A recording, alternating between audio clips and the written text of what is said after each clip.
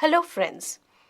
In our broad theme on the Union Executive, today we will be discussing the Union Council of Ministers.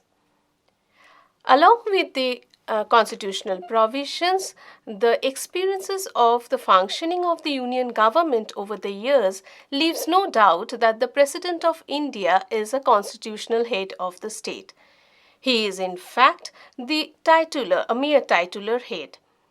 The long list of powers that are entrusted to the President in reality are exercised by none other than the Council of Ministers headed by the Prime Minister. In fact, following the British parliamentary model, the office of the President is one of great dignity and authority, just like the British monarch. However, the British monarch enjoys a greater authority, owing to the hereditary nature of the office, behind which lies the history of centuries. What is indeed strange about the Indian Constitution lies in the fact that neither the Prime Minister nor his Council of Ministers are constitutionally declared to be the real executive. Yet, it is they who play a key role in the entire administration of the nation. Now, let us see how a minister is appointed. According to Article 74 of the Indian Constitution, there shall be a Council of Ministers with the Prime Minister at its head to aid and advise the President. The President appoints the leader of the party having a majority in the Parliament as the Prime Minister. Though the President selects the Prime Minister, but the other ministers are appointed by him only on the advice of the Prime Minister. Not only that, the Prime Minister even distributes the portfolios amongst the different ministers. Though officially they are being distributed by the President, the final say with regard to the distribution of portfolios is that of the Prime Minister. A minister may be chosen from the members of either house of the Parliament. Here it must be noted that a member of one house can take part in the proceedings of the other house, though he or she is not entitled to cast his or her vote in a house of which he is not a member. And this is in accordance with Article 88 of the Indian Constitution. Our Constitution has no power in appointing a person from outside the Parliament as a minister. But here, at the same time, it must be noted that a person so appointed shall remain in the post for a period of 6 months, during which he or she has to secure a seat in either house of the Parliament, either by nomination or by election, as the case may be. By virtue of this provision, Pandit Pant, who was not the member of the Parliament, was appointed as a minister of the Union, though subsequently he secured a seat at the Rajya Sabha. Not only that, even Dr. Manmohan Singh, when he assumed the office of the Prime Minister in the year 2004, was a member of the Rajya Sabha and not of the Lok Sabha. Though as such, the very convention that the Prime Minister being the member of the Lok Sabha is not always strictly being followed. The strength or the total numbers of ministers in a Council of Ministers is not mentioned in the Constitution. In fact, it varies from time to time and it is being determined according to the exigencies of time. For instance, in the year 1961, the total strength of the Council of Ministers was 47, which rose to 60 in the year 1975. But this number came down to 24 in the year 1977 when Janata government was at the center, and it once again rose to 58 in the year July 1989. The BJP government, at present the BJP government with Prime Minister Mr. Narendra Modi started with a mere number of 23 ministers at the Union. Now let us see the term of the office of the Council of Ministers. Generally, the term of office of the Council of Ministers is same as that of the term of the Lok Sabha, that is of 5 years. If the Lok Sabha is dissolved within the period of 5 years, then the term of the Council of Ministers automatically comes to an end. Again, if it is enhanced, the term of Council of Ministers will also be enhanced. If a vote of no confidence is passed during the period of 5 years, then the ministers bears the constitutional obligation to tender their resignation in the parliament. In fact, the ministers, the collective responsibility of the Council of Ministers is basically to the Lok Sabha, even though some of the members of the ministry may belong to the Rajya Sabha. So long as the Council of Ministers could retain their majority support in the parliament, they do not have to fear so far as a term of their office is concerned. In fact, a lot depends upon the support that is being provided by the Lok Sabha. Now let us see the composition and the classification of the Union Council of Ministers. In fact, at this juncture of our discussion, it is essential for us to understand what exactly is meant by the term Council of Ministers. According to Professor D.D. Basu, the Council of Ministers is a composite body consisting of different categories of ministries. The Constitution does not classify the ministers into different ranks. In fact,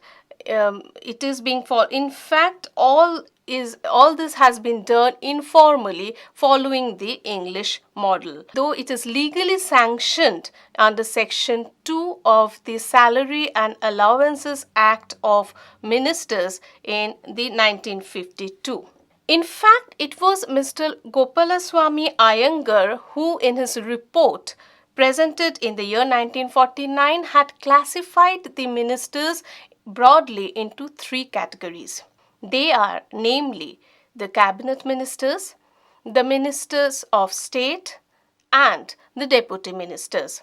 Let us examine these 3 categories for our convenience in the following manner. The first categories of ministers is the cabinet ministers. The cabinet ministers play a crucial role in the formulation and implementation of the governmental policies. They are in charge of some important departments like that of finance, defense, home, external affairs, and so on. In fact, a cabinet is composed of the Prime Minister and the members who are closely associates of the Prime Minister. Sometimes in a cabinet, the senior members who have their expertise knowledge in the field of administration or are experienced in the administrative field are incorporated or included in the list of cabinet members. The ministers of state are the second categories of ministers. They are not the members of the cabinet. Despite being the non-members of the cabinet, they are sometimes called upon into the cabinet meeting if some of the decisions with regard to the concerned departments are to be made in the cabinet. The ministers of state are basically given in charge of an independent ministry, or they can even be placed under a cabinet minister. In terms of importance and position, deputy ministers occupies the third category of ministries. They help the departmental ministers in carrying out the administration of the department. They do not attend the cabinet meeting. After viewing this classification, Professor Piley has observed that a 3-tier ministerial hierarchy was established in India with cabinet ministries at the top, followed by the ministers of state in the middle, and the deputy minister occupying the lowest rung of the ladder. At this juncture of our discussion, a distinction can be drawn between the ministers who are the members of the cabinet and the others. The cabinet ministers are not only the chiefs of the departments, but their responsibilities often transcended the boundaries of their department into the entire field of administration. The cabinet is a small body within the Council of Ministers, but it is perhaps the most powerful body of the government. Soon the cabinet becomes not only a distinct entity different from the Council of Ministers, but it has developed itself into an institution with its own detailed organization. Now, here it must at the same time be also noted that over the years, the authority of the cabinet was well established in India. Though theoretically the executive powers are being vested with the Council of Ministers, but in reality it is the cabinet who wields the actual power. Many describes the authority of the cabinet as, or the dominance of the cabinet as, the cabinet dictatorship. The strength of the cabinet today is a result of the support that it receives from the party of which it is a member, and also from the overwhelming strength of the party in parliament. With a stable parliamentary support, the cabinet emerged as a leader of the parliament. Now, despite this threefold classification of ministries, it cannot be denied that the final say with regard to the composition, reorganization, distribution of portfolios, and even dismissal of a minister within the Council of Ministers is none other than that of the Prime Minister. Under the Indian Constitution, there is no post of a Deputy Prime Minister. But at the time of different Prime Minister, we find that a number of cabinet ministers has been appointed as the Deputy Prime Minister. For instance, when Pandit Nehru was the Prime Minister, Sardar Vallabhbhai Patel was appointed as the Deputy Prime Minister. Similarly, at the time of Indira Gandhi, when she was the Prime Minister, Morarji Desai was appointed as the Deputy Prime Minister. Again, when Morarji Desai was the Prime Minister at the Janata regime in the year 1977, we find that there were two Deputy Prime Ministers being appointed, namely Mr. Charan Singh and Mr. Jagjivan Ram. Now let us see the powers and functions of the Council of Ministers. Now today the functions of the cabinet is identified with those that are assigned to the council by the constitution. For our convenience, they can be summed up in the following manner. First of all, the determination and implementation of the policy. Now, theoretically, in a parliamentary system, it is the parliament who determines and implements the policies. And on the basis of such policies, as implemented by the parliament, the Council of Ministers makes a final decision and carries out the administration. But in reality, we find that it is the cabinet and not the parliament who determines the policies. And after it is being determined by the cabinet, it is placed before the parliament for ratification. Now, the cabinet members are the senior most members of a party, and that too of a party having a majority in the Lok Sabha. So obviously, when it is being placed before the parliament, when the policies are determined and it is being placed before the parliament for ratification, it is none other than a mere official and a routine function on part of the parliament. Secondly, the formulation of laws. The parliament is empowered to formulate a law, but in reality we find it is the cabinet who makes the laws. The draft of the bills that are placed before the parliament are made under the supervision and direction of the Union Cabinet. Since the cabinet enjoys the majority support in the parliament or in the Lok Sabha, so obviously it does not face any difficulty in passing the bill into an act. The third important functions of the Council of Ministers happen to be in the field of administration. The most important role of the cabinet is perhaps in the field of administration. Though the Indian Constitution has granted the executive power in the hands of the President, yet it is the Council of Ministers who plays the important role in the field of administration. Through the permanent government officials of the various departments, the concerned minister discharges their responsibility. Not only that, the cabinet also plays an important role in implementing these laws as passed in the parliament.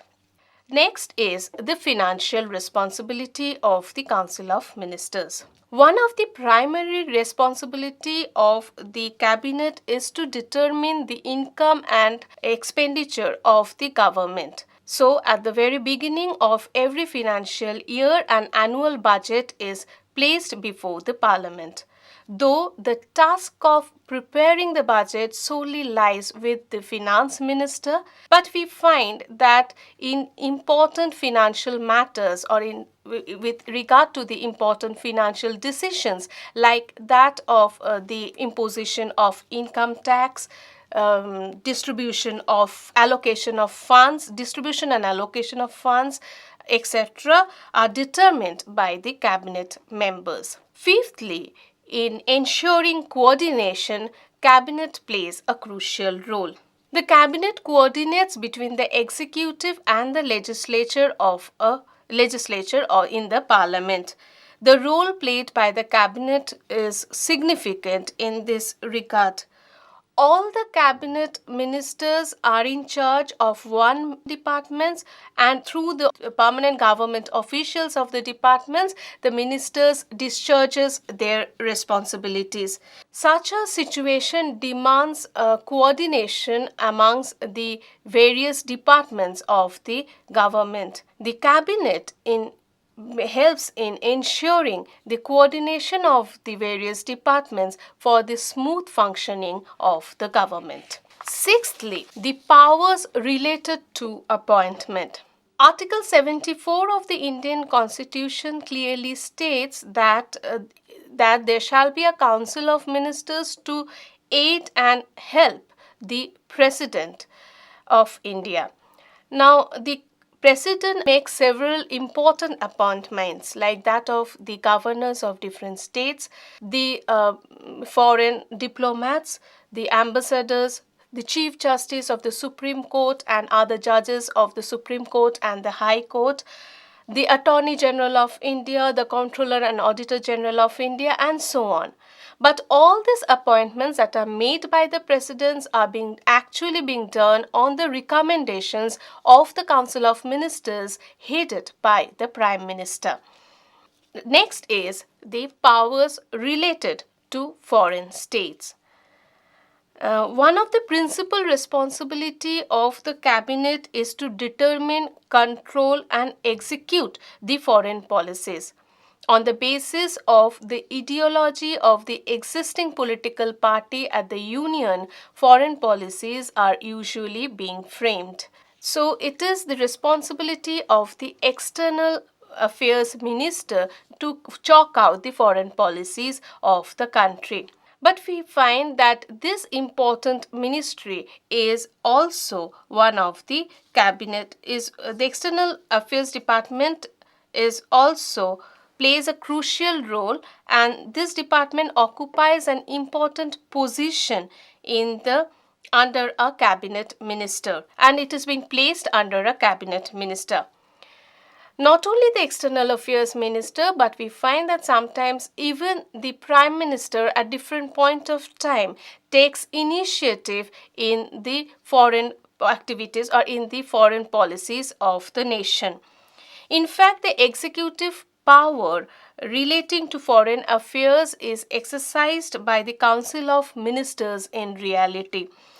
All the ministers in the name of the President, so far as the declaration of the war and the conclusion of peace is concerned, even though they are being made by the President, but they are actually made on the recommendation of the Council of Ministers headed by the Prime Minister. Finally, we find the powers related to emergency.